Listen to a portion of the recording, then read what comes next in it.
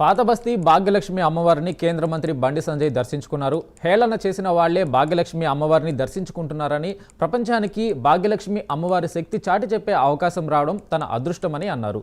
BJP అధికారంలోకి రాగానే golden టెంపుల్గా మారుస్తామని Bandi Sanjay చెప్పారు. ఆర్ఎస్ఎస్ను అడ్డుకోవడం ఎవరితరం కాదని, కర్ణాటకలో సస్పెండ్ అయిన అధికారికి ప్రమోషన్ ఇస్తామని తెలిపారు.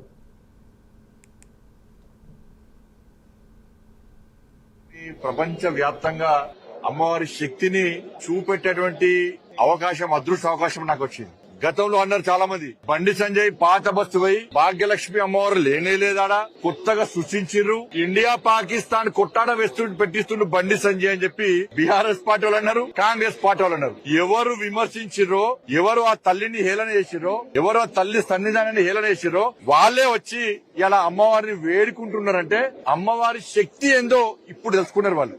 మేము చేసేది వివాదాస్పదం చేయమేం, అమ్మవారి శక్తిని గుర్తిస్తాం మేము. అందుకే చెప్తున్నా, తెలంగాణ రాష్ట్రంలో భారతీయ జనతా పార్టీ ప్రభుత్వం ఏర్పడిన వెంటనే ఈ భాగ్యలక్ష్మి అమ్మవారిని గోల్డెన్ టెంపుల్ చేసే బాధ్యతను మేము తీసుకుంటాం.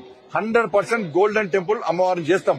అనేక సందర్భాల్లో ఇందిరాగాంధీ గారిని ప్రశ్నించినప్పుడు మీ దేశంలో క్రమశిక్షణ గల దేశభక్తి గల సంస్థ ఏది అంటే, మా దేశంలో భారతదేశంలో క్రమశిక్షణ గల దేశభక్తి గల దేశం కోసం పనిచేసినటువంటి సంస్థ ఆర్ఎస్ఎస్ అని చెప్పినటువంటి వ్యక్తి ఇందిరాగాంధీ. ఇవాళ మీరు ఆ ఆఫీసర్ ను సస్పెండ్ చేసినంత మాత్రాన మేము కుంగిపోం.